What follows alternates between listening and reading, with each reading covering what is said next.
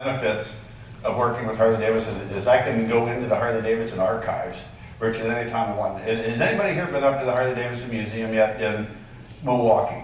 A few of you, you're the coolest people in the room, way to go. Sexy too. What a lot of people don't realize is that the Harley-Davidson has the most vast archives of probably any company in the United States. Virtually one of every product the company's ever built, going all the way back to 1902, is filed, cataloged. Every patent, every ad, every brochure, every photo, virtually everything the company's ever done, very well cataloged. If you go up and see the museum, you see a little bit about what I'm talking about. But I go into the archives, and it's kind of like you used to be able to do with Google. You used to try to type things in and find something that it could not find a match for. It's impossible. You could find a match for anything in the archives. So I just went up and took, just for shits and grins, well, I didn't just say that, did I? Motorcycles, Ryder Dickerson, executives. And he got a match. It had a photo, and sure enough, there it is. That was taken 2 years ago. I'm sure you recognize that Bellwood there in the background. And that terrible boo, the governor, making fun of our city. I kid, of course, but actually, it's such a great meeting, such a great day. I learned a lot today. I sat through 2 presentations that I thought were quite superb. The social networking and the direct mail. As I was sitting watching those things, it kind of reminded me of a story that just happened to me in the not too distant past. I'm sure most of you people realize that Harley-Davidson customers are the most loyal people to any product in the world. I mean, these guys would take a bullet before they would ever be seen riding on a competitive motorcycle. If you ever wanted to see how fast you could run, as you just go up and make fun of one of these guys' bikes and see what would happen to you as a result of doing that. You might be able to outrun them. You can't outrun a bullet, trust me.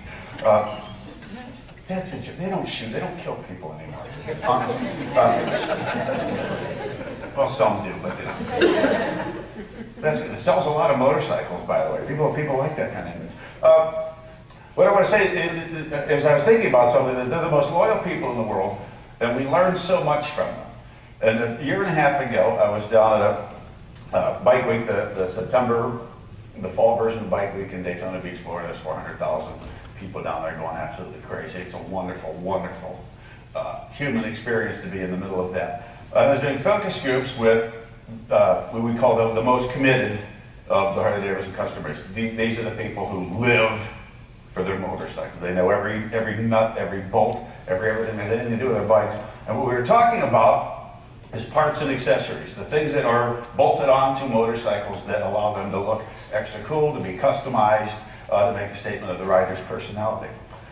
So we're talking about the entire process of how parts and accessories are sold, because that's such a vital part, and it generates billions of dollars in revenue for the company. And in years when motorcycle sales are down because the economy's down, we need to push and put a tremendous amount of emphasis behind selling parts and accessories and getting people into the dealerships to have work done on their bikes. And the reason I'm telling you all this is we start talking with customers and engaging them in discussions about parts and accessories. And we're smart enough to know in focus group type environments where we're attempting to learn things is to not badger people with questions. It's more a matter of getting them to talk, because we find we get way better information when people are just sharing things than when they're answering questions and they feel like they have to look smart in front of the other guys. So we say, well, let's talk about how you buy parts and accessories. And look at how many look how many media are involved in this, how many channels are involved. People say the day that parts catalog arrives, if you've ever seen a parts catalog designed right here in Chicago by VSA Partners, it's a fantastic document. Absolutely beautiful, very expensive to produce, very beautifully photographed, trips about every emotional trigger you could possibly imagine. But when a catalog like that arrives to somebody who lives for the sport of motorcycling, it's like when your parents were kids and the Sears catalog would show up when they were little. This is it. This is an epic day. That catalog follows them into the bathroom. It goes to work with them. It goes to bed with them. It's on the nightstand. They're looking at everything. They're calling their friends. They're comparing things. Take this a step forward now. They're going onto the website because they can make the pictures of the parts look bigger. They're going onto rider bulletin boards, blogs, and other things on websites so they can see what other people are saying about specific parts, because people get very, very engaged and excited about new stuff that comes out. So they'll say they're in this gathering of information, they're kind of dreaming, they're kind of figuring out in their mind what they want their bike to look like and the changes that they're going to make over the course of the winter before the riding season starts. They get really pumped up, they get a checklist, and they go down to the dealership, and they go down to the dealership, they want to pick up that part. They want to hold it up and see it, hold it up to the light because they're beautiful and they're heavy and they're very, very shiny, and they want to make sure it's absolutely perfect. And while they're looking at that part, they want to talk to their friend, notice I use the word friend, their buddy that's working behind the parts counter. You know, some guy named Skull back there, it's their good friend. Because Skull's going to tell you, hey, you know what, if you want to put that part on your bike, that's going to affect some of the ride characteristics. You're also going to need to, make this change, this change. So they put tremendous amount of value in that information that they're getting from their buddy behind the parts counter. Everybody walks us through this process, how they do it, how important it is to go down to the dealership, to touch it, to look, to smell, to feel, to get that information online, to have a live conversation with somebody there at the dealership. So then we say, if there's anything we can do to this process to make it easier, what would it be? And then every hand goes up. We want to be able to buy parts online. We say, well, wait a minute. You just said how important it is to touch it, to feel it, to get information from other. All this stuff that's kind of part and parcel of our business, getting you into that story, getting you engaged. Why would you want to buy something online? They say, because that's how we buy everything now. Well, don't you want to hold up the part, hold up the light, make sure it's perfect? No, we'll just order 2 of everything. And send the one back that we don't want. And it's like, holy shit, I can't believe I'm hearing this from you people. I said, that's how we buy everything. So actually, we're walking out of the first one of these sessions, we heard the exact same type commentary at every meeting, and I say to the 2 junior employees, probably figure 24, 25 years old, I said, what was the main takeaway from the meetings today? I said, oh, that customers want to buy parts online. I was like, you guys are adorable. No, that's not the main takeaway from the meeting today, because we're never going to sell parts to people online. Would you buy an air conditioner for your car and think you could swap that out by yourself? Of course not. The main takeaway from the meeting is we need to double down. We need to triple down. We need to quadruple down on customer engagement. What we do to get people into the store so that we can have FaceTime with them and have a human experience. This business is all about human experience. Brands are about human experience. The best companies, the best performing companies in any industry are the companies that understand and leverage basic drivers of human behavior. And that's what we're going to talk about today. How we understand the things that are common to every human being across any channel you could possibly imagine. Leverage their basic needs as a human being and use them to our advantage. It makes us infinitely more competitive against companies out there that run their business the same way, selling the same things, doing things the way they always have, or chasing after whatever the flavor of the month, fad of the month, new marketing technique is. But people don't look at the motorcycle business the way I do, but essentially what Harley Davidson sells with a beautiful motorcycle, it is a beautiful motorcycle, but it can't do anything that a Honda can't do, or Yamaha, or Kawasaki, or Suzuki, or a BMW. Every bike that's built everywhere in the world, regardless of whose name is on the gas tank, does exactly the same thing. We're all selling the same thing. How boneheaded would it be to try to compete and create demand for our product using the same go-to-market tactics, the same language, the same behavior that our competitors are using? Nobody would willingly do that, would they? Well, we did that for years, and I'll talk about that a little bit, but we fast forward to today. When we talk about understanding behavior means we're allowed to have a very intimate relationship with the people that we serve. And we know that a motorcyclist in Bangkok is not going to respond to the same kind of messaging through the same channels that we use in the United States. In the United States, we talk a lot about freedom and Americana and the spirit of the open road in the West and cowboys and outlaw imagery, which doesn't resonate in a company like Thailand, nor does it resonate in France, where people are very, very interested in looking very youthful and beautiful on their motorcycles. United States guys riding Harleys want to look badass. You notice that? Oh, I'm a designer Monday through Friday, but on the weekend, my fingernails are dirty. Look at me, I'm a badass. I got a Harley. Got to get to that AIGA meeting. Singapore.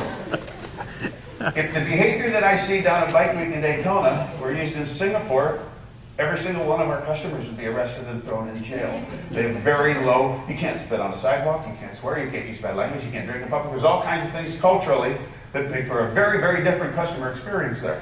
That's Des Moines, Iowa. If you haven't been to Des Moines, some of you don't get to get out a lot. The other thing that a lot of people don't Harley Davidson has been #1 in sales of heavyweight motorcycles in Australia since 1909. Very, very large global footprint. This photo was taken in Graceland. And I show this for a reason. Who in this room here has not been to Graceland? Oh, no. No. I've taken probably 50 groups of kids through Graceland. By kids, I mean typically anybody between the age of about 15 and 21. Sports teams, because my kids were for years very actively involved in these freaking traveling sports teams that are nothing but a huge waste of money, but we do them anyway. You'll have kids one day, you'll understand. College groups, I'd always take people through Graceland if we were in Memphis, because I think it's the single greatest teaching example there is for what I call how the world works. And you line up a group of people, college age, high school age, and you march them through Graceland and you tell them nothing. They know what it is, it's Elvis's house, big deal. They'll stand there and they'll look at things, and you watch how instantly they disengage with what they're looking at. Here's a big row of a wall of hundreds and hundreds and hundreds of gold records with titles on them that they don't recognize, that don't mean anything. Looking at artifacts that essentially don't mean anything. You know, shag carpet. What the hell is that? We do the tour, we come out and say, well, gang, what do you think? And I get the same answer almost every time. This place sucks. It's boring. And I'll say, guys, you were looking at the wrong stuff. Don't look at the artifact that means nothing to you. Look at how other people are reacting to the artifact. The busload of old ladies that came down from Poughkeepsie. Oh, God, he was beautiful. You follow them into the gift shop and watch what's going to happen. They're going to be separated from their money faster than you can keep an eye on it. Why? Because this stuff resonates. It means something to them in ways that they cannot explain, but it allows them to feel good for a few short seconds of their life. And when we can create that kind of emotional resonance with anything that we're trying to sell, a product or service, that gives us a tremendous leg up over the other people that are out there selling an artifact, a thing, or an object. And that's what I tell these kids. You're the people that are going to be coming out of college in a year looking for jobs to come out and sell stuff, to promote stuff, to create demand for stuff. Learn from this. Learn from this. Go back with me in time to 1985. A very important year for me. It's the first year I started working at the motor company. Loved it. A very, very difficult year at Harley Davidson. We sold less than 30,000 bikes that year. That would be equivalent to a very slow and unacceptable month now. But we had essentially been caught in a death spiral.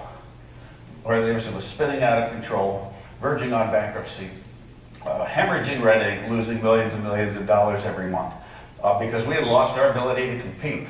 And the reason we lost our ability to compete is we allowed ourselves to get lazy. We, the people who thankfully came before me, so I can take great glee in blaming them for creating the mess.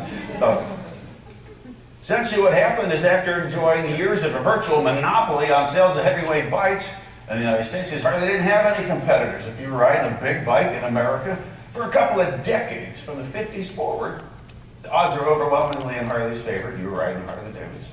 But then here comes Honda, Yamaha, Kawasaki, and Suzuki into the U.S. market, but they're selling lightweight bikes. The ones that everybody remembers seeing when they were a kid, and they grew up with, that their dad had, whatever that was. They sold millions and millions and millions of small, lightweight bikes, set up an incredibly vast network of dealerships, promoted the sport of motorcycling as something very, very fun, very, very low priced, very fuel efficient, all this wonderful stuff. But they didn't build heavyweight bikes, so essentially what they were doing was building Harley Davidson's customer base. Get people interested in riding a motorcycle, let them learn how to do it, and people who wanted to trade up and really take it seriously would come to Harley Davidson because they had no place else to go. Oh, Honda gets pretty smart, they're not stupid people. They see opportunities, so they begin bringing into the United States motorcycles with the same engine sizes